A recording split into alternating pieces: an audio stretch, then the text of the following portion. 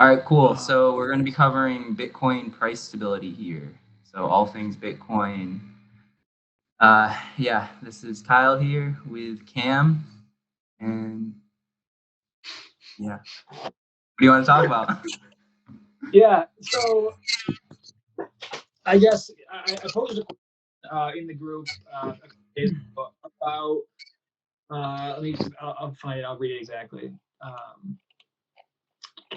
It was sort of just questioning my concern over Bitcoin stability, and that being a crucial part of its use as particularly a store of value, but to be a currency also it needs that sort of inherent in being a currency, it needs to store value. And so the question I posed was, will Bitcoin price ever stabilize and how? Bitcoin's claim to fame is its utility as a store of value. As I understand it, that's one of the main narratives around Bitcoin is that it's a store of value. Um, Yet thus far, every market cycle has ended in a huge collapse in price. Will this change in the future, and if so, by what mechanism?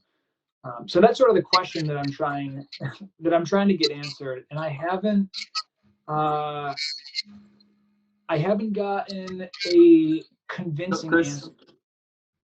Okay. So Yeah. that's kind of what I'm trying to figure out. Like I'm leaning.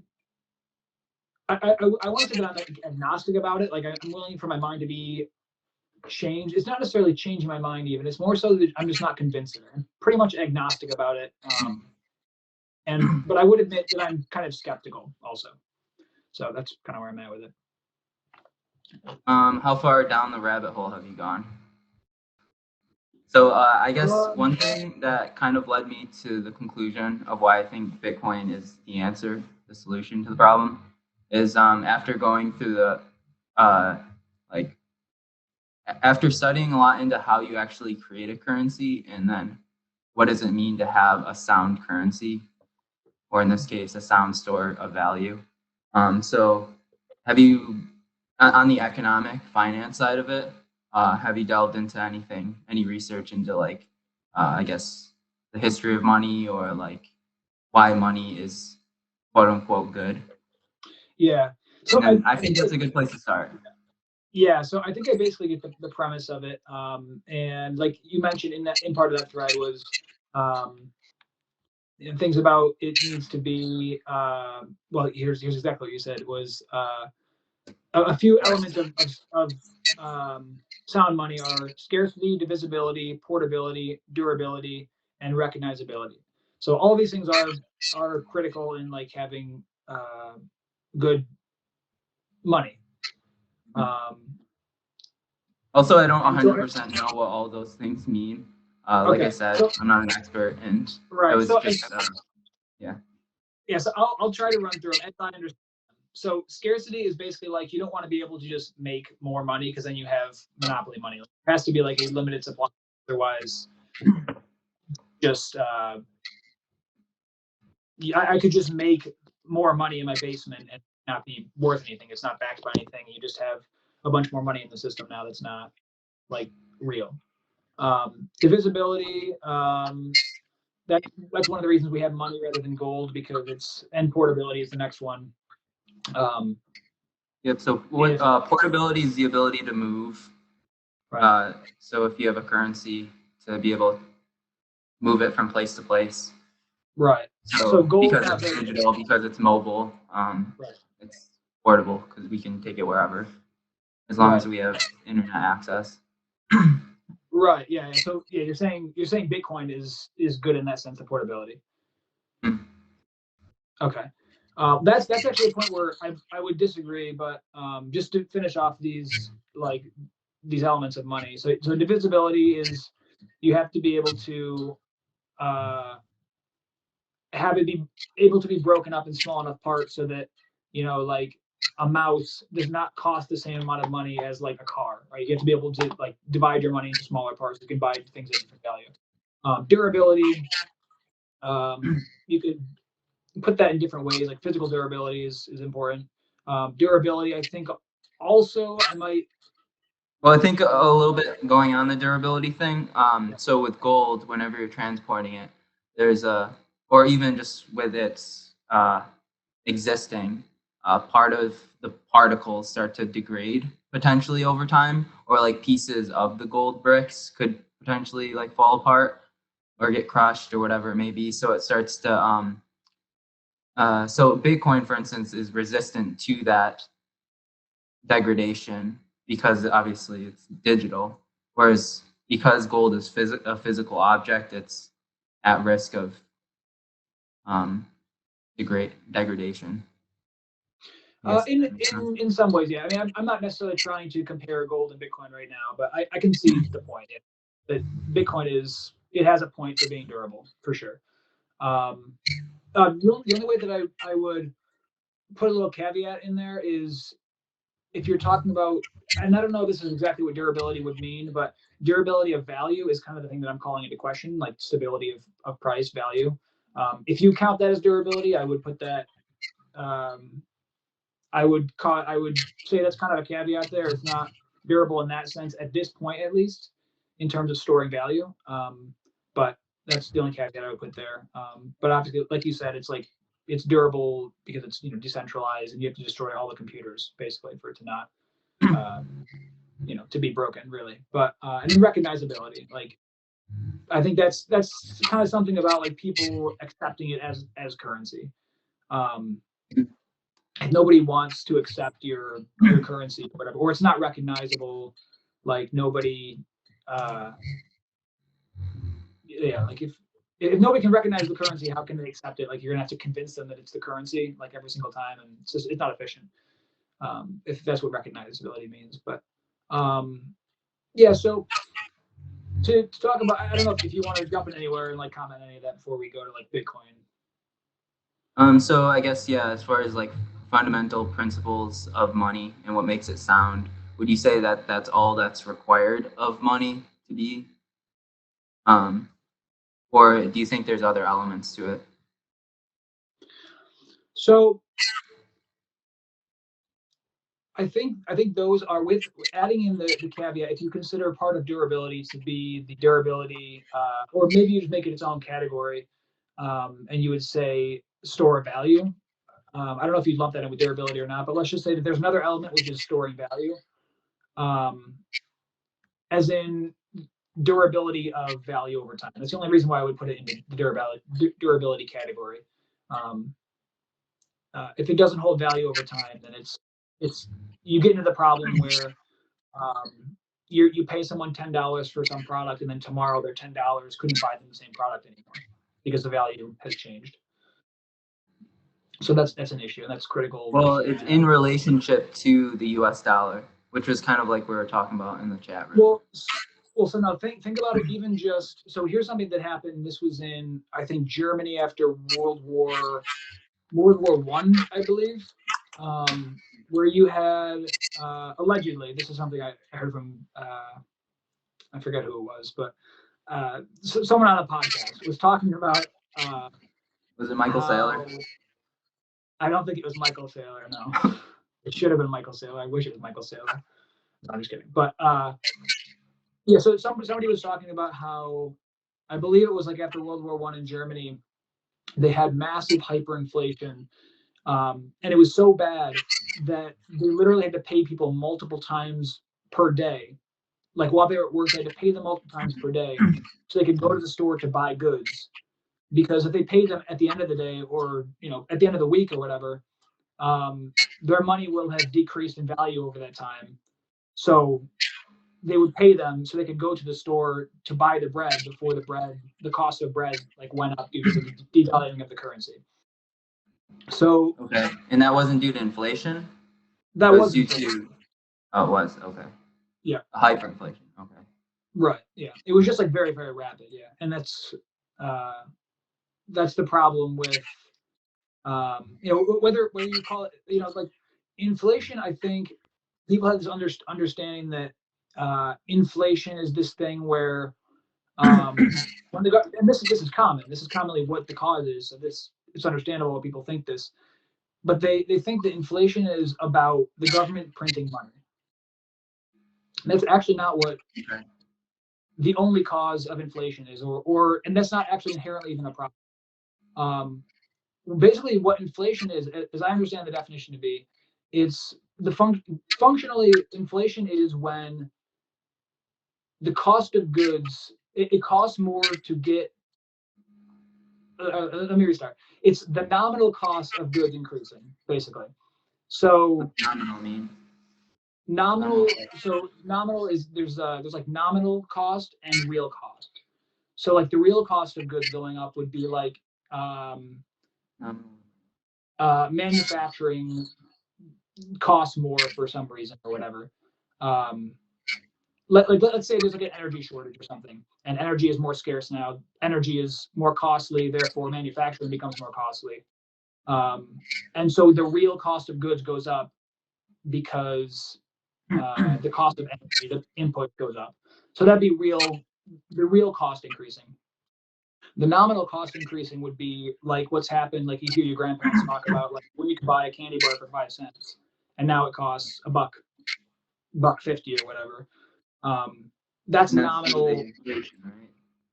Exactly right. And so that's the nominal cost increase. That's like So, nominal as so real cost of increase, or real value increase. Is that what you're saying? Versus nominal.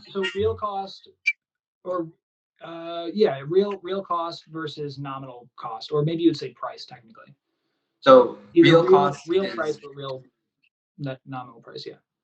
so you're saying real cost is related to like fluctuations of like economic activity, like just supply and demand of things, and then nominal is due to the inflation that we're alluding to.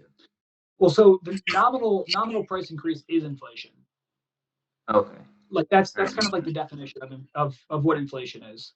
Okay. And so a few ways you could get that happening. One of them being government prints money, and I think the mechanism for that is you have a bunch more money, and because there's more money, it's like it's cheaper. You've artificially increased people's spending power, I guess. I should be more like concrete on it than about what the actual mechanism is, but yeah, that's one of the mechanisms for causing inflation is by printing a bunch of money that isn't backed by value. Okay. So one thing I just want to like contextualize first before we like get into the weeds of this is I've noticed like themes between people that do support Bitcoin and people that don't. And one thing that I think ties it together is people think that do support Bitcoin think from an engineering standpoint where they look at, oh, this is an issue we're having, this is a problem that's happening in society, and we need to find a solution to that problem. So it's first principles oriented. Like this is the issue on hand, and then now we have to find the resources to be able to fix that issue. And so one of the issues being inflation, being a potentially collapsing financial system.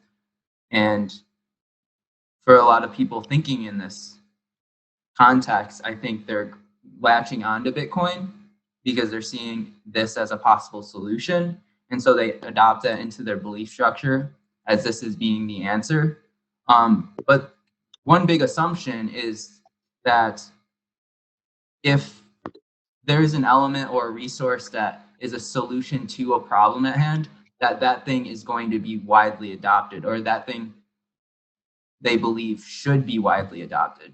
So I think a lot of the times when like Michael Saylor or like a lot of these Bitcoin bulls are talking and they're saying that like they're so gung-ho about it and they're saying that this is going to be the future, it's coming from a place of that they believe from like a rational logical standpoint that if there is a possible solution to a problem that it will happen.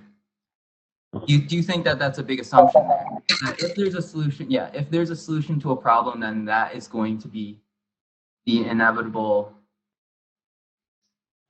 future. Yeah, inevitable Right, future like will be the solution. I think I understand the argument to me seems like if it were widely adopted, it would be effective, which essentially, without I pretty much agree with. Like if it were widely adopted and it, because of that became, it would be useful as a store of value, right? The currency Okay. would be, I wouldn't want to, but the reason why I'm skeptical is because to assume that sort of like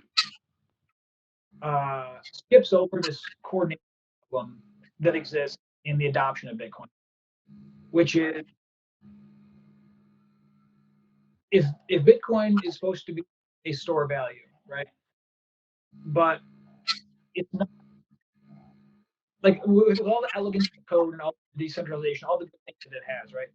If the demand for Bitcoin fluctuates wildly and we have previously 70, 90% price collapse in the market, it's not a good store of value.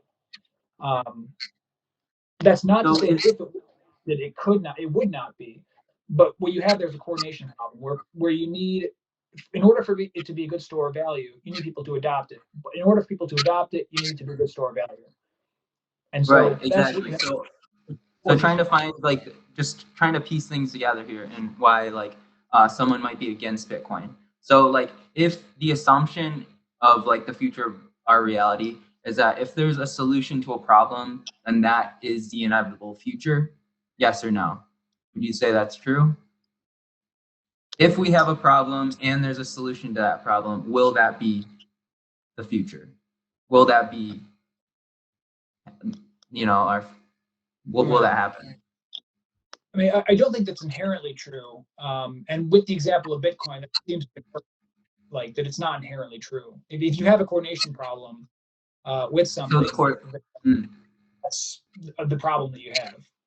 So I think like the Bitcoin bulls, where they're coming from is if Bitcoin is the solution to all of our issues on a financial basis, then the reason why they're making all these podcasts and talking about it is because they realize that they still have to push that narrative to the mainstream.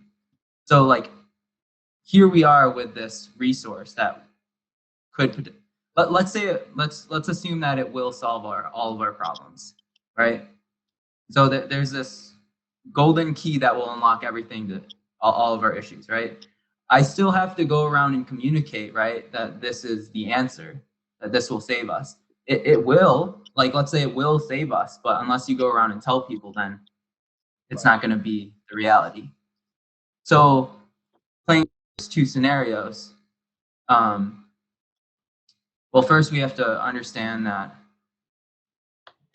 is Bitcoin the answer? Is Bitcoin the solution? And like reading from your comments, do you think it is, or do you not agree with like a lot of what the Bitcoin bulls are saying? Yeah, I see a few fundamental problems with Bitcoin, especially its use as a currency because of its problem with portability. Basically, if you're going to put it in that framework, the cost and transaction speed is just really not good. Uh, Okay, so and using these it as a currency is not good. right, that's my stance with it. It's like it definitely compared to other things, uh, it's not that good. And in terms of cost, it it might be like the worst cryptocurrency out in terms of transaction cost. Sure about that, but it's really, really expensive. And I would agree with you. It as a currency, it's not good. But that's not what it was used. That's not what it was created for. It's created for. It's created to be a store of value.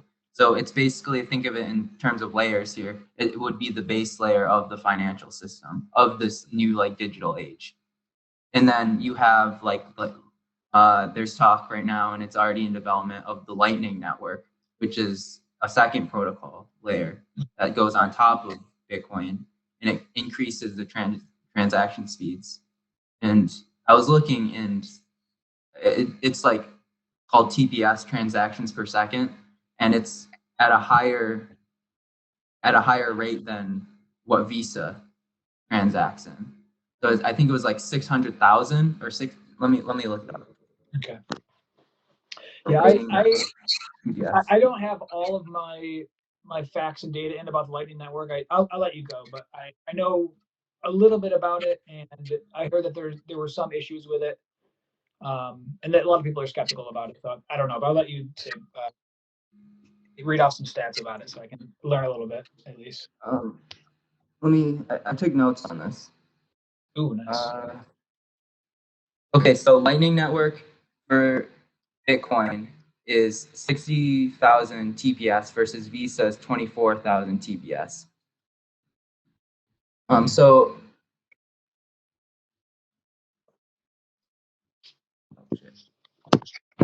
yeah, 24,000 TPS for Bitcoin versus, or no, sorry, Bitcoin Lightning Network 60,000 TPS versus Visa's 24,000 TPS. And for anyone who's not like familiar with Lightning Network, basically, like I said, it's a protocol to speed up transactions. So then if you're transacting on the Bitcoin network, it gets to people quicker if you send Bitcoin. But initially, when you're talking about money, you have to have a solid but initially, as a base layer foundation for a financial system, you have to have a good store of value, or else everything else kind of collapses, because then it's at risk of inflation, of manipulation. And historically speaking, everything that was created to be currency, it wasn't a good store of value because it was created by either government or organization. This is the first time in history where we actually have a technology that's like are hard coded in that there will be scarcity, that there will only be 21 million in existence, and all this stuff that we're talking about with Bitcoin. So I think it would be good. Actually, I think we'll probably go basically where this. I think it would be good to flesh out the Lightning Network a little bit if you understand how it works. I have some understanding, but if you have more, then I would like to learn. That's honestly the extent. I haven't really looked into it too much because yeah, we're just not there yet. It's still a relatively new thing. Right. So what I do understand about it is sort of the way that it works is it's like you said, it's a layer 2 solution. So you have Bitcoin as the base layer. So there's the Bitcoin blockchain, and you have on top of that, metaphorically, you have the Lightning network or the Lightning blockchain. And so the way it works is basically if me and Kyle want to transact something, we want to, like we want to send Bitcoin, right? Instead of sending money directly on the Bitcoin blockchain, what we do is we open up a channel on the Lightning network. So now there's on the Lightning network, the Lightning network puts into a Bitcoin block something, some code or whatever that, okay, we opened up a network on the Lightning. We open up a channel on the Lightning network, and then so that's stored in that block. And then until we close our channel, we do all kinds of transactions in between that don't touch the the Bitcoin blockchain until we close the channel. But when we close the channel, then it settles to the Bitcoin blockchain. So all the transactions in between the channel are done within Lightning, and then when we close the channel, it settles on the Bitcoin blockchain officially, and then it's actually settled. So all the time that we're moving Bitcoin back and forth on the Lightning network, it's not actually moving Bitcoin. It's basically an IOU, and then it settles on Bitcoin when you close the channel. And hypothetical, or are you saying that this is like the case? Well, this is what I learned from the research that I did. So assuming that the videos that I watched were people telling the truth or not, at least knowing what they're talking about. Like that's what I understand it to be. Yeah. That's assumption there, though. Like on everyone, that's like reading into this stuff that like people that are posting this stuff actually know what they're talking about. So Right. Well, it was a video talking of. I hope they did because it was a video specifically talking about. It was like a series talking about the Lightning Network. So I hope that I hope that he knows what he's talking about. Um, yeah. Uh, okay, that's so how I know it works. Basically, the other thing, which is um, uh, another part of it, is you have a way to send, like, if I wanted to send money to Andy, instead of opening up a channel to Andy, there's the possibility of me sending money through your channel. If you and Andy have an open channel, me and you have an open channel, I can do like a throughput transaction. So that's like another like part of the architecture that allows people to transfer money through nodes, is this the basically. Lightning Network? Is this the Lightning Network? Yeah, that's the Lightning Network. Okay. But I wish I knew more about where it was in development and actual efficacy, and its implementation, and if it's feasible or not. I don't really know a lot about that, but Yeah, we'll have to I look heard that into. I don't know if it's scalable, or I could make a good argument for it, like, or for or against it. So I'm not sure. But All right. So as far as like after having those multiple posts about like the problems with Bitcoin in our talk right now, has that been debunked, or your beliefs on it, has that stayed? With it not being like a, well, like Bitcoin itself as a first layer protocol, like me personally, I don't think the use case in it is for to be used as a currency. Like as a currency, I don't think it's that good. But as a store of value, I think it's good. right. So that's where we get to the Lightning Network. So with all this kind of playing out, as it being a store of value, do you agree? Do you think So as a use case with that, it solves that issue? I think if you look at it from a design, like if you look at the code, and the design of it, um, I think it's fantastic store of value. But the problem is that it does not exist in a vacuum. It exists in a marketplace of currencies. And if you're What's going that to have noise? my noise, That noise, it's like a, sorry to cut you I don't off. know. I don't know. Maybe it's my you up and resetting it. Do you have water damage on your phone? Water damage? Actually, it's good. It's good. It's good now. Okay. We're lagging. Diagnose my Slow phone. gear, slow gear factory bandwidth. Oh, okay. Um, what was I saying? Yeah, so yeah, because it's in competition with currencies, um, if it's not, if another currency stores value, or another asset stores value better than Bitcoin, like here's what I expect will happen at the end of this market cycle, whenever that happens. Some people are saying it's like 2 years, and people are saying it's like the next few months. I don't really know. We'll see. But what I expect will happen, barring some huge development or change in culture or something, you're going to see the price run up, and then when people realize that the top is in and the bubble's popping, people will sell their Bitcoin. I can't think of a reasonable. So I think a lot of If, that. I don't think a sufficient number of people are going to keep their money in if the price goes, if they know the bubble's popping and the price is going to drop 90%. But we don't know that, so it remains to be seen. If I mean that's kind of what I'm expecting, until, because that's what's happened previously, and it seems like it would make sense. But if it happens differently, then I'm totally going to reconsider. So if that were to happen, trying to conceptualize that. So basically, what I think would be the case is that they just lose belief in the narrative that it is a store of value, even though it might actually be. You still have to get a wide majority of people along the same lines and believe in it.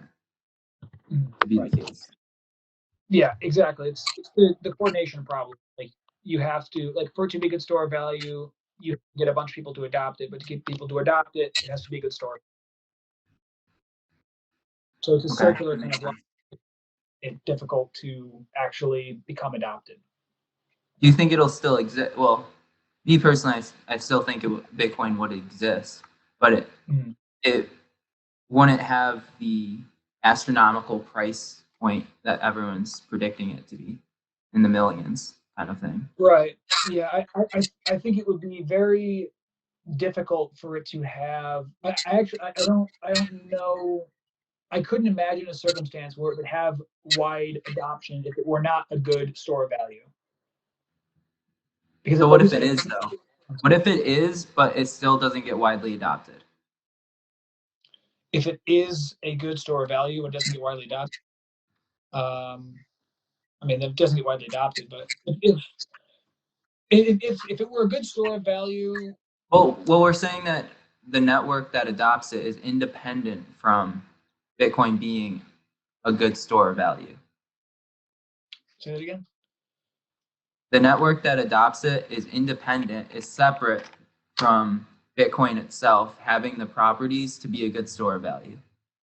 So are you? So is this kind of like So what I was alluding talking? back to like what I was talking about in the beginning, where Bitcoin, the properties of it make it to be the best sound money Right, right, as a store of value, but you still need the people to adopt it so we can create the financial system to be based in Bitcoin.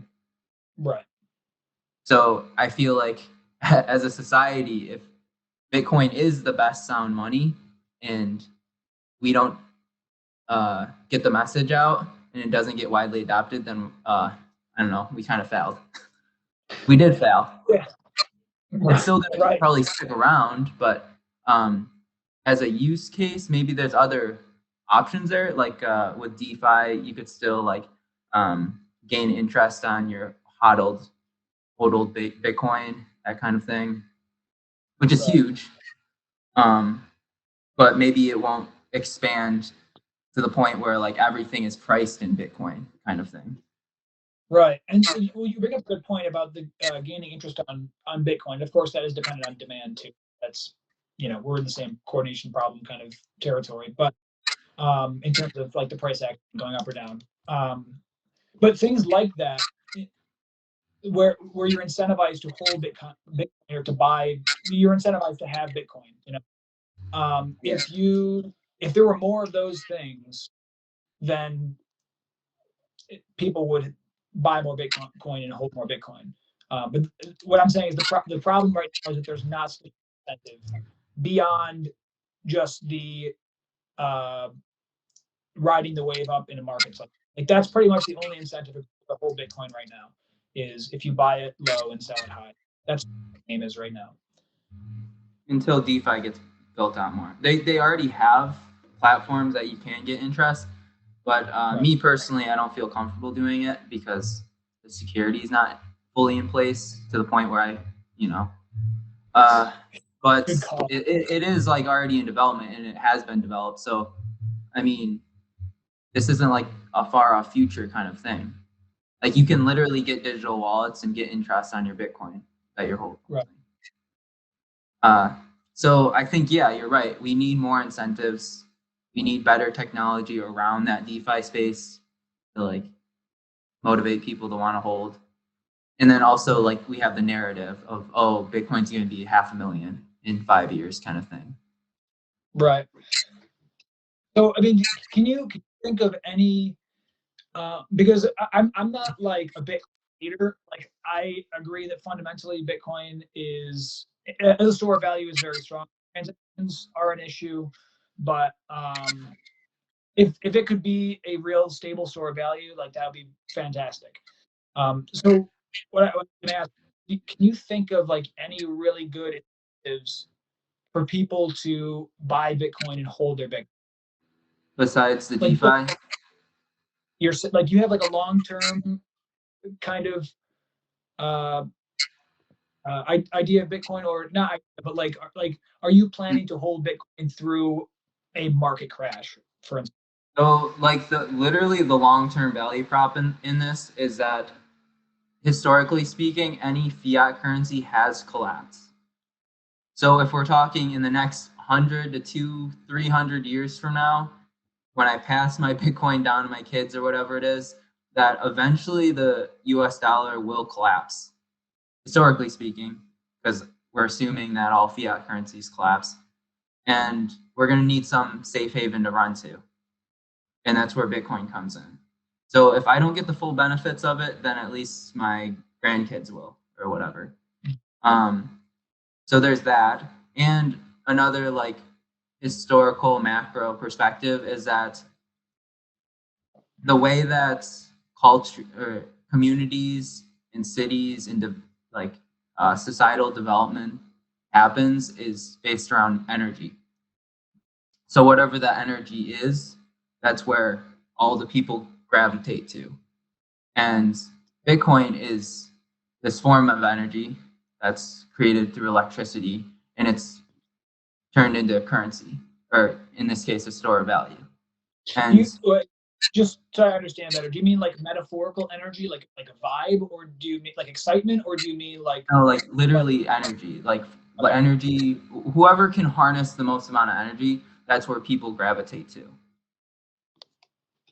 Kind of. okay, well, because So okay, So yeah, like with the traditional system with how everything is based around oil kind of thing, where like the country that dominates the most amount of oil, that's this might be assumption, but the country that owns the most amount of oil, their value of whatever currency that country has becomes the dominant thing, and it becomes globalized. So that's why I don't know if this is an opinion, but the U.S. dollar being the most dominant form of currency in the world globally, it's because we own the most amount of like energy sources, kind of thing, and so it's like a world domination kind of thing based around energy. And so, like with Bitcoin, what's happening is it's taking all this energy, electrical energy, and inputting it into this computation that creates it into a form of currency that we can use, a value, store value. Um, and just like what we talked about with the mechanisms around Bitcoin, uh, it has scarcity, it's sound money, it's divisibility, portability, blah, blah, blah. That makes it so it's able literally last forever to the rest of eternity, as long as internet and, you know, our society is powering it. And this is also something that like if we become super long off, but if we become a multi-planetary species, then we can transfer Bitcoin or whatever that layer 2 protocol over Bitcoin is and transact and use it as a currency. So like the issue that we run into if we go to Mars is now if we didn't have Bitcoin, we have to go there and create organization and reestablish another fiat currency. And then everyone has to come to consensus that, oh, this is the currency that we're using on Mars. And this happens with any country that's out there that's becoming in development. So like Argentina, for instance, their fiat currency gets hyperinflated, collapse. They need to run to another form of currency. And that's why they ran to Bitcoin. So I think as the years go on, more and more currencies are going to start to get hyperinflated because of like bad organization. Like we're humans, we fuck up. But the value prop in Bitcoin is it's hard coded, it's technology, it's 100% rational all the time. Like it's a computer that's running it. It's all right, like yeah, accessible. Robert manipulating it or some point what you're getting at, kind of. And the issue that we have with fiat currency is we have humans in the mix, government that's the ones that's manipulating our Right, dollar and trying to determine like, oh, we have this like amount of money supply and we need to push more money or pull more money and like regulate the economy. And that's just like, how long can we go on for until that gets screwed up, you know?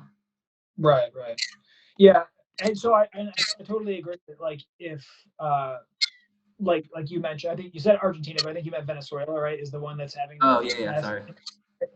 I think, but Argentina is the one probably in your mind because I think Bitcoin like uses more energy than Argentina. That was Oh like yeah, a okay. couple years ago or something. But that's another South American country that's related to Bitcoin. But yeah, so like if you're having hyperinflation, or what people are worried about in the United States and probably a lot of other countries too, because of COVID, and there was a lot of money printing that went on, not just in the U.S. So a lot of people, yeah, are looking for stable assets, or you know more durable in terms of valuation, places to put their money. Whether that's in stocks or if it's in gold or if it's in Bitcoin. Um, and I agree generally that if the fiat country in a bunch of the fiat currency in a bunch of countries is go bottom up, people are going to be looking for a place to put it. But my concern is that Bitcoin will not be, like as of right now, I wouldn't say it's a safe bet. Just because Oh really? as I understand it, and a lot of people that I listen to, of course, could be just confirmation bias or selection bias. Like um, most of what I'm hearing is we're going to hit a market top. We're going to have a massive uh, collapse like we previously have had. Do you have different understanding of that? I'm curious because I don't think we've really talked a lot about that in a while. Like financial collapse kind of thing? Well, the collapse of Bitcoin. Like, do you think, are you hearing that we're going to have a similar market cycle, like huge 90% drop like we had previously, or are you hearing this going to stabilize or continue up, or what? Did we really have a 90% drop in 2017? Is that what you're Uh, referring to? I don't think it was that year only, but over from the last Bitcoin top to the bottom. I can pull it up, see exactly what it was, but Because it's something. I was watching the debate that I posted with Michael Saylor, and he said the largest drop was 25%. That's probably wrong though, or maybe he was saying like in the past like X amount of years. Biggest drop was one of those. It reached like Let me hold on. Let me down to like 3,500. Okay, so Andy's here right now. He said the biggest drop was Well, that was the previous biggest drop. 20,000 to 20,000 to 35. 20,000 to 3,500. What is that? Also, I want to answer Chris's question that he posed. So how do you want to do this? Do you want me to answer like what we were talking about first, or? That's 16,500. All right, so it's minute 44. So I'm just gonna reply to him saying that minute 44 we're talking about it. Oh shit. yeah, but I pulled up the yeah, I'm here. I pulled up the Bitcoin chart. Well, this is a line graph. I want to see the candlestick to see the actual high and low. That was it. That drop, the drop that happened in 2017 was the biggest drop Bitcoin's ever seen. It was $16,500. Yeah. 16,000. So what percentage decrease is that? It's 84.5% is what it looks like. Wow. Okay. So Here. I don't know what Michael Saylor was talking about then. But ever He might have been talking about like over the market cycle or something. Oh, okay. Yeah. In the past like year, 2 years. Yeah, I think that sounds about right. I think at most like 30 something was the biggest one. So like what he was talking about, just as a little caveat here, he said that on average Bitcoin has a 200% gain every annual gain, year by year. So 200% each year it gains, and within that time frame, I think he was saying 2 years, it had a drop around the biggest drop in the past. I'm assuming 2 years, 3 years was 25%. So after that first market, big, huge 2017 crash, it's been doing that. So his prediction is that he doesn't think that we'll have another market drop greater than 25%. I don't know like where he's coming up with these numbers, but right. That's what I was going to ask. Is what's the rationale behind that? I don't know. Really? I would have to rewatch the debate thing, okay. But me personally, like my belief structure is that whatever solves the biggest problems is going to win out. So like this is why I'm so bullish on Tesla, why I'm so bullish with Bitcoin. So yeah, and that's like coming from maybe a humanitarian place too. Just whatever solves humanity's problems, I'm going to invest my money into. So Right. No, yeah. I totally agree with that. I think that's generally over the long term. I think that's a good strategy. Like if you understand the fundamentals and you see that it's going to solve a real problem, I think that's a good heuristic to use. Like if it's going to solve problems over the long term, it's inevitable. The the problem is for me is I can't quite yet put Bitcoin into that category just because part of solving the problem is the implementation, right? And like scaling to wide adoption. Well, I guess. And so that's what I'm just not seeing a path there is what I'm saying. Like if let's say for instance, like to put it in Tesla terms, right? If Elon Musk had this great idea about we're going to have electric cars instead of gas cars, and it's going to, accelerate the advent of renewable energy. Until you implement it, it's just an idea.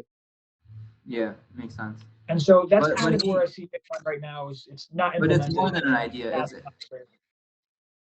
It's more than an idea because it's actually a thing. Same with Tesla. Right, it's actually a thing. Right, and that's what I'm saying is Tesla. Well, Tesla's a thing now. Like they're putting out cars, and they're actually doing the thing that they're saying that that's going to make the change. Bitcoin, just by the nature of existing, is not. That's more analogous to like the idea of existing. Like the Bitcoin technology itself is like we talked about is good when looked at on its own and in a vacuum. It's very solid. But the critical part of Bitcoin being useful is the adoption and the stability of it. Like that's the product. So it's sort of like having like a Tesla. Like Bitcoin right now is sort of like a Tesla prototype. Whereas like what's in production right now are the Tesla actual production models. And Bitcoin is just not in the production model phase where it's scaled and actually like. Okay. I need a quick little intermission. I gotta run to the bathroom. All right, cool. All right, halftime. Okay, I'll just be here. All right. Okay, I'm gonna get a drink too because I need to get a drink. Okay. I've returned my drink. All right, I'm back. You just said no. That's perfect. All right, so second half. Let's go. Halftime is over. Andy, do you have any time constraints? No, I'm good. I'm good. I should set up my phone. I've just been holding it. It's probably terrible looking. Oh, it's not ergonomic. It's not ergonomic. I'm gonna hurt your hands. Your rock climbing hand. Yeah, it'd be terrible. I'm gonna put it on a shoebox. Move this stuff up. All right, so I want to answer Chris's question, and then I'm gonna write down the timestamp. Just refer back to it. So what are we at? Minute 50. Nice. Wow, I'm so official now.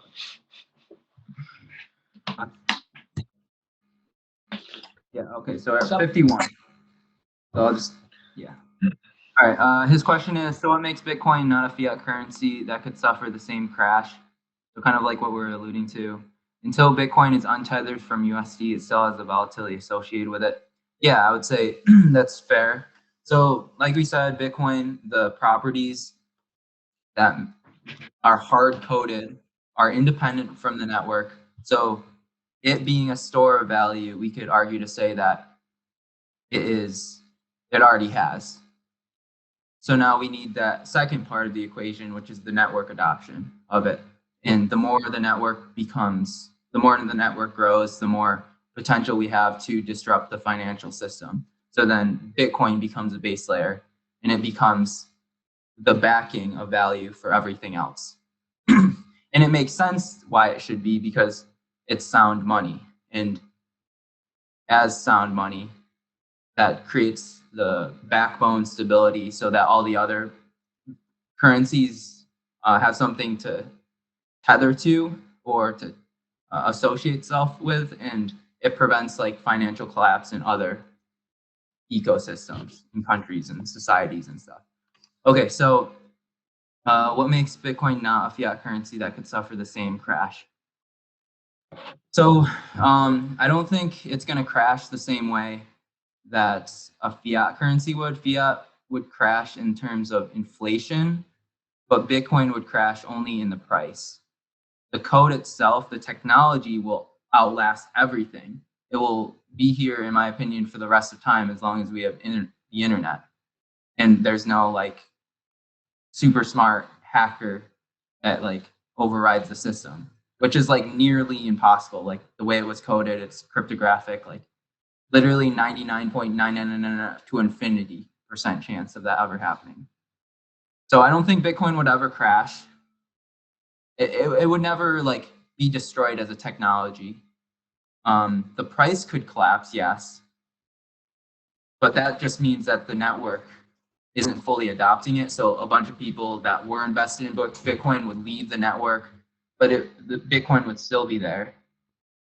And at the same time, like there's the possibility that USD starts to hyperinflate and implode. All these other currencies around the world would.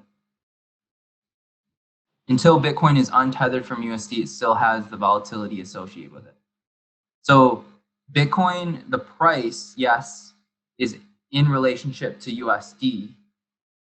But if we have global adoption, or if at least we have communities of people adopting it, and the technology starts building out, and we have marketplaces that incorporate Bitcoin, then the digital marketplaces that use Bitcoin start to be like its own separate entity. And then the market of people could just solely use Bitcoin. They could do the hodling, they could get interest and buy goods and services on the digital marketplace, like, and just stay in Bitcoin. Okay, that's my rant. Yeah, no, that's great. If I can jump in, so the second point I want to get to, because I think that's something that I brought up in the in one of my comments here about having like a closed sort of Bitcoin marketplace. I think that's one possibility where it's essentially, well, I guess I'll start with that because I'm talking about it now. So the way that I kind of laid it out or like analogized it, and this is not to be a slam, but like this is like if you imagine Bitcoin as like a currency, like Fortnite has currency, right? It's like an in-game currency, and it's only within the network, right? In that case, there's no like devaluing of Fortnite currency. It's not compared. The only way that the demand for the currency itself fluctuates is is if the demand for the products in the ecosystem fluctuates. So there's no, it's essentially separate from any other currency. Yeah, makes sense. It only And that's exists the in the cool market. thing about it, is it could be the backing. So like in the real world, like we could still be using USD, but in the digital world, which as we're using more VR and like Ethereum apps and like these new decentralized ecosystems start to emerge, then that could become its own separate world from the real world. Exactly. And Yeah. that's crazy to think about. Yeah, and I think that definitely is a possibility. I mean, yeah, barring like total society collapse, I think that those kind of technologies and those developments are kind of inevitable. Like it seems to be where we're trending. And if for nothing else, in our curiosity, like we'll go there. I think. But the other thing, more toward the beginning, that's a criticism that I've, or maybe not criticism, but just a point of difference of opinion is the so saying that like the U.S. dollar has the problem of inflation, right? I'm trying to think of exactly how you phrase it so I can like should I bring it together? But basically, I think you said something along the lines of like, can you read his question again? I think it'll prompt me to what you said. So what makes Bitcoin not a fiat currency that could suffer the same crash? Question mark. Until Bitcoin is untethered from USD, it still has the volatility associated with it. Right. And so yeah, you said like, you know, fiat currencies, like they have the problem of inflation, they can crash and stuff like that. But I think you said something like that Bitcoin doesn't, or the technology will last forever, in my opinion. Right. And I don't know if it's really an opinion. It's just like it's already out there. It's decentralized, so it's in like billions of different nodes. So unless we literally hack the entire system all at once with like some super quantum computer or like the technology the itself, world blows up, then we're fine. Right. The technology itself is durable. I totally agree with this. But what I disagree with is that the when the price of Bitcoin goes down, the value of Bitcoin has gone down. So it is like that is a crash. It's the same. Well, the network. No. That's the thing though, because like if Bitcoin has an intrinsic value, let's say it's $1 trillion or whatever, like the foreseeable market cap that we think it's going to end at. Let's say it's 10 trillion, which is the same market cap as gold. So the intrinsic value of Bitcoin is 10 trillion. So it's almost like saying that there's a marketplace and there's a Lamborghini in the market, and the people in the network are all coming to consensus saying that this Lamborghini is $10,000 when the intrinsic value of the Lamborghini is $1 million. So there, like you said, there's that disconnect of, I forget the word you used. It was a good word. The communication aspect of it. Whatever. It's not. I don't remember. Well, so like the consensus around that price is determined by the marketplace. So the marketplace is not making an accurate consensus or agreement of that value of that thing. When the intrinsic value is like far exceeding. Accurate based on what though? Because like, let's say. That's true too. Then we're getting like philosophical. Well, not even like too philosophical, but like, what if? I mean, this is like a stupid example, but like, if let's talk about the Lamborghini, right? If for whatever reason, everyone decides, like, let's say like Lamborghinis are like the only gas car left on the planet, right? Like they're the only gas car that's manufactured, and like the government comes out and says we're banning gas cars. It's like, no, you can't drive gas cars anymore. Like Lamborghinis are not going to be worth $1 million anymore because people are not willing to pay $1 million for it. Like things are only worth people are willing to pay for them. Basically, that's what the price is. Yeah. So that's the thing too, though. Like, are you investing in Bitcoin for the price, or are you investing in it for the utility? And people that are hodling it are doing it for the utility of it. So like in the short term, I think price is a good thing to consider. But in the long term, I would say utility is far superior. If you have the belief that things that solve the biggest problems end up winning out in the long run.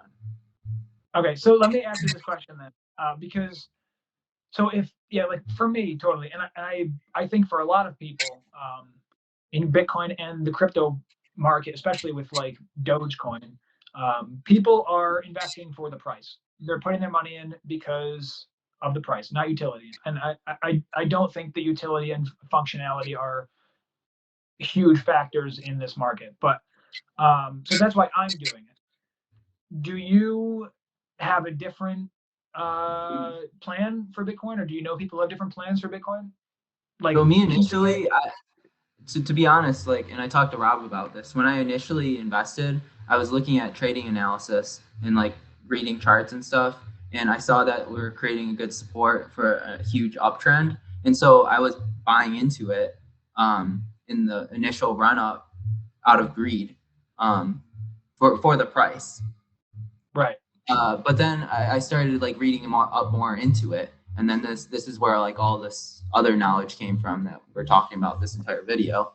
And then you start to realize like, oh, once you have like skin in the game, you're going to read up more into it. And so that's what happened for me. And then you start to, I don't know, I came to realizations that, wow, like this is actually a good use case. So, I mean, I hope that's going to play out because we do need a financial backing to our system because we're at risk of hyperinflation with the US dollar. Right. Totally. Yeah. So all right, let me ask this first then. Do you think that we'll see? To piggyback off that. So like, I think it's really important to approach this from an engineer standpoint as opposed to a trader or a financial analyst. Because like I just highlighted there, the two differences, when I was thinking in terms of a financial analyst, I was thinking about price and thinking about like, oh, I got to make the quick buck or whatever, or like, oh, I want to ride this to the moon kind of thing. But if you look at it from like first principles, from an engineering standpoint, you start to think of like, okay, what's problem, what's solution? And that's when you start to get into the macro thinking of the long term. How is this going to play out kind of thing? Yeah. I mean, and like we've discussed, and I agree that like the fundamentals of the thing in and of itself is good. I think just looking at that, not taking into account the likelihood or viability of a path toward its actual implementation. I think if you don't take that into account, like that's a part of an important part of the picture that is missing out of the analysis. But I think we just think differently about whether it's going to be adopted or not. Yeah, because that's another I don't thing see it too, I guess. So in the long term, you think it'll end up losing out?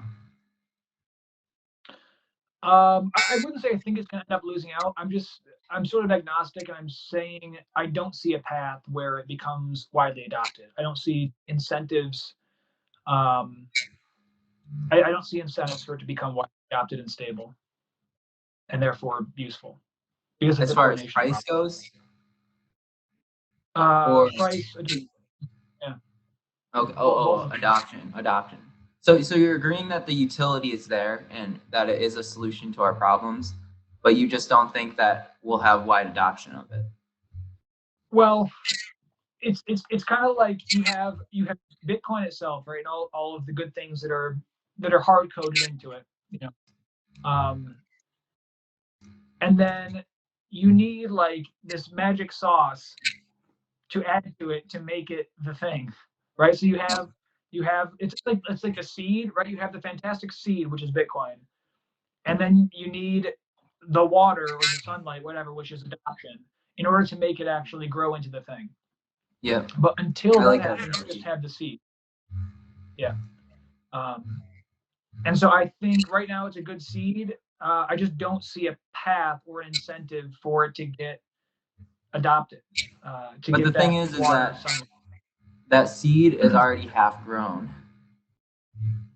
So it's almost like if Bitcoin isn't going to solve the problem and it's already half grown, and you're saying maybe something else will come along and replace it, it's got to catch up to the growth that Bitcoin has already achieved, and then that much more. So it's almost like we have a possibility of this being the next big thing, but we're discounting it.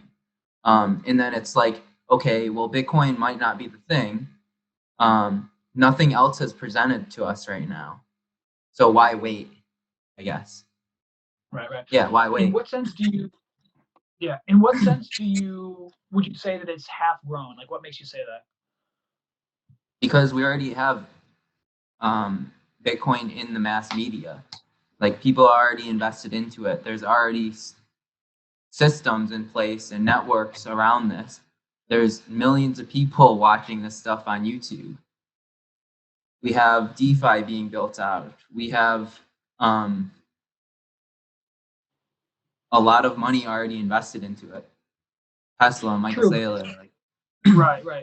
But couldn't that just go away? Like, what are the incentives to keep people in when the market crashes? If the market crashes. Well, on top of that, we have the possibility of like another asset bubble of stocks potentially crashing, or even hyperinflation. That's the housing market prices are skyrocketing, kind of thing. So Yeah, we have pressures of hyperinflation. We have this safe haven, and then we have everything in between. So it's right. to me, it's convincing. Right. That's definitely a thing that gives me hope for more adoption. Like if it were timed, this well, I would be sure that we're in a simulation. But if we saw like massive fiat collapse and like stock market collapse and all this stuff, and the only safe place was Bitcoin, and we got to ride the fairy tale of Bitcoin becoming the store of value, like that'd be fantastic. I think it does largely depend on those things happening, how they're lined up, and of course the narrative around Bitcoin. And like I forget who was someone. So I should find him so I can credit him. But someone mentioned like, I mean, it partially depends on what governments think about it too, because governments could. Yeah, here it is. Jared Dietz said here. He said, "Where do you all think Bitcoin will be in 5 years?" And he says, "Depends on what the government has to say about it." I think that's a really, really good point. I responded to that. I said, super underrated topic in my opinion. A bunch of fiat being sold for Bitcoin isn't exactly great for a country's finances. Seems like a strong incentive to conjure up some narrative against Bitcoin and squash it. And also, this is something that not a lot of people know that I didn't know until recently. I said, and with all the money being printed recently, like Camden mentioned, I wouldn't be surprised if Bitcoin and other cryptos started to be very interesting to a lot of people and corporations worry about inflation. Wouldn't be surprised to see it clamping down on crypto in general by governments trying to save their own ass. Let's not forget that the U.S. government literally outlawed private gold owners in the 30s in the name of recovering from the Great Depression. So it's not really that far out to speculate about a similar response in the event of significant financial crisis. So this is one worry that I have about if we do see fiats crash or stock market crash and there's some huge crisis, I would still be a little bit worried about what governments think about it. Because I mean, really, they could squash it. So I don't know. That's something me a little out, even in that good circumstance good for Bitcoin circumstance. So, like for instance, the Michael Saylor debate with Frank Gitra about Bitcoin gold. So, like a lot of gold bugs, I think might actually recognize the fact that Bitcoin is a better solution to a store of value than gold is, but they don't want to admit it and definitely don't want to publicly announce that if they have all this money invested into gold. So I think we're getting a lot of gold by Bitcoin then though. Well, that's the thing. Maybe they're tied into it and they have like brokerage financial institutions around gold. And that like this is their whole rise to fame is that they're gold bug kind of thing. And so it like discredits them. Right. So like I think we're having a lot of that. And I think a lot of mainstream media, just because it's a weird thing, it's different, like any new adoption of some weird idea, there's going to be obviously be pushed back by the mainstream. And then with the government, for instance, I think a lot of people in the government might recognize that this has a potential of like completely outruling or like overcoming the US dollar. And so now it's just they're trying to find a way to integrate our system into the Bitcoin network and have more adoption of cryptocurrency. Because I do think that we're in a situation now where it's gotten so much speed, so much headwind that in order for them to try to stop Bitcoin, well, first, I think it's nearly impossible. Hold on, can you go back like 10 seconds? You cut out there for a little bit. So the government adoption of, I think it's inevitable that Bitcoin will have to be integrated into our system, into our government. And if the government were to try to fight back, it'd be like a cockroach trying to fight you or something, or a fly. Like like Bitcoin is way overpowering. It's gonna end up winning out, kind of thing. So instead of the government trying to fight back, then they're trying to integrate into the Bitcoin network. You don't think that the government though could just could figure out who has Bitcoin and who doesn't, and or track transactions somehow or something? I mean, I don't know. I mean, so yeah, I I guess think the that they could Bitcoin make it illegal. ledger, right, but you wouldn't be able to actually stop it or track it though, right? You can't just. There's no way of them destroying the Bitcoin network. And if Well, no, not they make it, that, but I mean, would the government? Is there a way that they could, if they have your wallet address or something, would they know it's you and be like, hey, you have Bitcoin, you're going to prison, is that possible? I don't know for sure the answer to that or not, but I mean, there is that potential. It's kind of a rebellion of sorts. Yeah, I definitely think it's possible, and it's that reiterates the importance of going into cold storage, like getting a nano ledger and taking your Bitcoin from Coinbase and offload it into its own hardware system where it's off the internet, kind of thing. Yeah, it's just sketchy. If because I said here, in the 30s, FDR made gold it used to be you could have gold, you could just have it. And then because of the collapse, they're worried about people, uh, for whatever reason, cashing out of the system and hoarding money or whatever, and thwarting the recovery. They they said you can't have gold anymore. And then if someone discovered your gold or whatever, if your gold was discovered, you have to pay twice the value in gold and it would get compensated. Which is so crazy to me that literally happened. But I mean, I guess you could be right that it might be pretty difficult for a government to actually suppress the use of Bitcoin. I mean, it would seem like it would probably all have to go black market, and I guess that would be. I mean, still, the government's in the black market, aren't they? Looking for criminal activity? I don't know. I assume they are. I mean, there's a lot of crime that goes on there, right? I don't know. Yeah, I don't know. That's just something that I would be worried about. I think a lot of it too is I'm deluded by Ray Kurzweil and his futurist ideas and how quickly he thinks that technology is going to take over and change the world. And he's foreseeing a virtual reality system where we're integrated in the simulation effect with AI and in the digital web by 2045. So I think these are stepping stones in place like Tesla, Bitcoin, to potentially get us that future that he predicts. And he's coming from an engineering standpoint where he tracked the progression of technological innovation and manufacturing of that.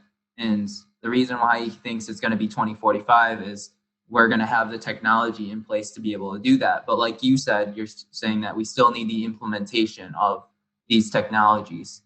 And it could be the case that we don't have wide acceptance of it and it starts to slow down that innovation. That's possible. Yeah. I guess we'll see. But yeah. All right. Let's wrap this up. What's your price prediction of Bitcoin in 2025 and 2030? Dude, I don't know. I think you asked this question before. It really comes down to a lot of things we discussed, if it's going to be adopted, how strong of a. I think two things are important. Well, one of them is the how to what degree fundamentals are important. If fundamentals are important, and Bitcoin does not change, I don't think it will continue to be adopted and to see a lot of success.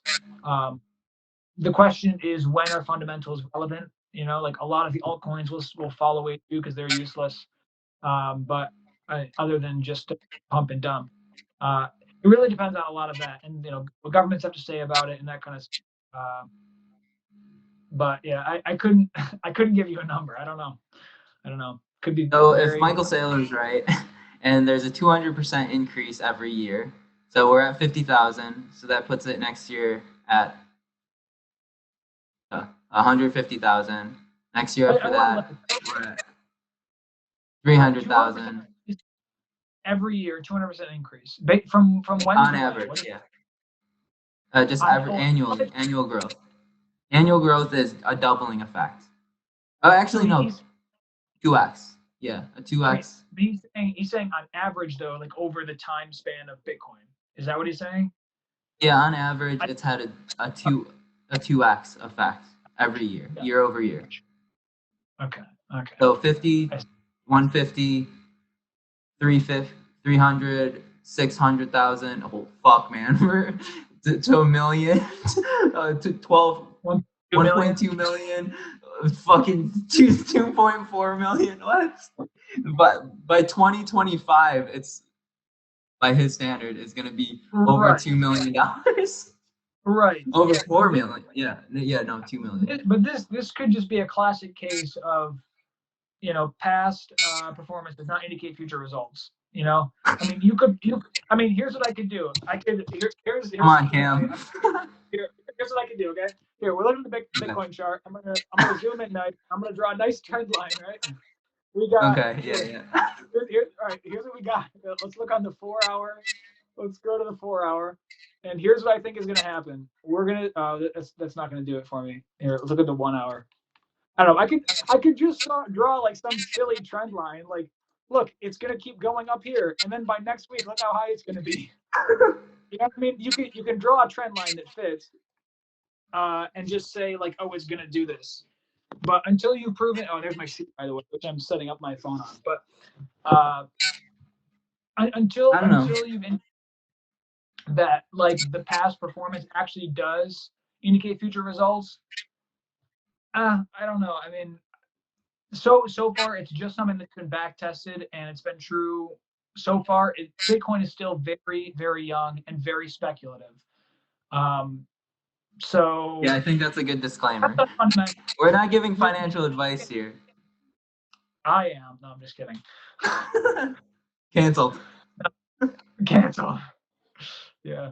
So yeah, I think when fundamentals come into play, it will be a lot more. Yeah, I think that can affect the price a lot, because I don't see fundamentally if it's a store of value, it's got to store value before it's a store of value. So it depends on that also. That everything depends on to what degree are fundamentals important and to what degree is it actually functioning as a store of value. Well, it is a store. Really... I think we could argue to say that it is a store of value right now. I think what you're looking for is price stability. So those are two different distinctions. No, I mean that's what a store of value is though. Like if like no, a it's rock not. Is, well, but a rock is a store of value then. No, it's not, because there's no scarcity in rocks. Like there's an abundance of rocks. There's a finite number of rocks on the earth. But we could always break rocks, so it's not durable. Rocks are just size. Well, they're divisible. See, it's perfect. You do it by math. It's a perfect. They're not very portable though. Huh? They're not very portable. It's not portable? Well, neither is Bitcoin, so you have the same problem. I could walk around with it. It's digital. Yeah. I can keep it in my pocket. Oh my god. Yeah. No, I mean here's the thing is I hear this sometimes when people say like it's or like this other thing where like you haven't lost money until you sell, right? Which I think is total nonsense. Like if your net worth, if you ride Bitcoin up to 60,000, right, and your net worth is now your net worth is now $1.2 million, okay, and then Bitcoin corrects down 30%, you've lost money. Your net worth is lower. Yeah, but that's like price change. That's price change, but like we said, It's the same thing. The elements, the properties that make Bitcoin the store of value is independent from the price. Yeah, true. I mean, in that they're different things, but it doesn't mean you No, haven't no, lost. no. Like You've lost your currency has lost value. yeah, but like value does not equate to store value. Like the All right, so here, let me lay out something that I was typing this up to somebody. I meant to respond to them, and on the group, I was typing this out, and then I was typing on my phone, and when I went away and opened it back up, the message was gone, and so I'm like, okay, I'm not retyping like a long thing, but so think about this example, right? So 2 weeks ago, when Bitcoin's at its all-time high, okay, you could buy a pretty souped-up Tesla. You know, it's like a 60, like one Bitcoin could buy you a pretty souped-up Tesla. And then, last week when it hit its recent low of, what, 47,000, it's a slightly less souped-up Tesla, right? And yes, this is because they're pricing it in USD, not in Bitcoin. But of course, they're going to price it in USD because if they receive Bitcoin, well, actually, so this you could just have, if they have a fixed Bitcoin price and a fixed USD price, people are just going to engage in arbitrage and get Teslas at a discounted price, and Tesla is just going to be losing money. Like it doesn't make sense for them to pin the value at Bitcoin, and that's exactly because the Bitcoin has lost value relative to the U.S. dollar, which is just more stable than Bitcoin. unless if Bitcoin just keeps going up, then the USD has lost value. Yeah, if Bitcoin just keeps going up, if I expected the Bitcoin to keep going up, I would buy a lot of Bitcoin, and I would And a lot of Tesla would do Teslas. And a lot of, yeah, I mean, if I had the money, I'd buy a lot of Teslas, yeah. Maybe 3. One of each. Why not get one of each, Yeah, so, yeah, I mean, the price is the value. I mean, it's just comparing, and I don't mean intrinsic value like that it's like the code is a valuable innovation. What I mean is value in terms of the market price. USD is just like USD to Bitcoin is just a comparison of what Bitcoin's value is relative to something that's more stable. So yeah, I agree, but the Bitcoin that's only when you're. Value goes down in terms of purchasing power. I guess right now, because the Bitcoin network and the whole crypto ecosystem hasn't been fully built out yet. But as that continues to get built out, which I think so, as long as Ethereum keeps doing its thing and they keep adding on the layers or Lightning Network to Bitcoin, then it starts to create its own marketplace of sort. But again, I just want to highlight the fact that the properties that make Bitcoin a good, sound money store of value is not dependent to the price. Those are two separate things. In a closed network, that's true. In a closed network, a closed Bitcoin marketplace, that is absolutely true. It's just like an in-game currency, like Fortnite money or whatever. But in a market where it's subject to competition with other currencies, that's not the case. It does depend on the price. I guess, yeah, you're right. I think. It'd be just like money in Venezuela. Like if Venezuela has massive inflation, the exchange rate from U.S. dollars to Venezuelan, I forget what they're called, changes. So your Venezuelan money now buys less U.S. goods. So then it kind of inflated. Then it kind of introduces the risk of, okay, if they create a new cryptocurrency that is exact replica of Bitcoin, but it's adopted by a larger network. So let's say Ethereum creates this like amazing marketplace of sorts, or like this VR experience, and everyone wants to be a part of it. But the only way you can be introduced to that is if you incorporate this cryptocurrency that is exact replica of Bitcoin, but something different. Then, but it's also a store of value, like we're talking about here. Then it starts to maybe drain. yeah, then it might be the case that it starts draining the network from Bitcoin, and then this new ecosystem in Ethereum starts to become more abundant. But I guess because I don't know, because Bitcoin is just a technology, it could be replicated, I guess. But so like I guess that comes to mind, like what's the value prop of Bitcoin in terms of network adoption? So yeah, I get the argument that like, okay, yeah, it's developed a network and there's a shit ton of people already on it, and that would be the incentive to not get out of Bitcoin to go to something else.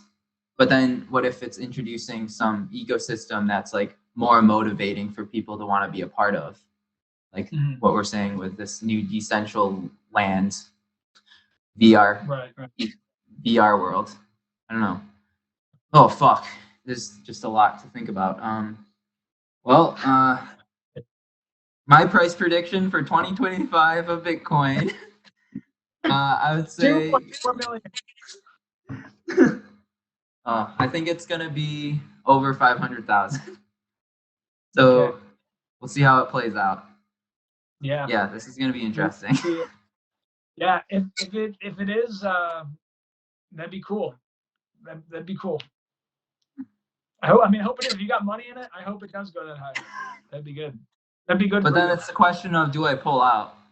And that's the question I think everyone is having too. It's like, okay, yeah, it's right. That's what I'm getting at too. Is until it's established as a stable store of value, you're gonna have that game, keep on being played. All right. Well, thanks for coming online. Yeah, dude. Yeah, thanks for having me. This was a little bit tangenty, but I had fun. I hope people enjoyed it too. I hope we brought value. Store of value for people. We're going to the moon. All right, dude. I'll see you. Dogecoin to the moon. Exactly. Peace. All right. Peace out.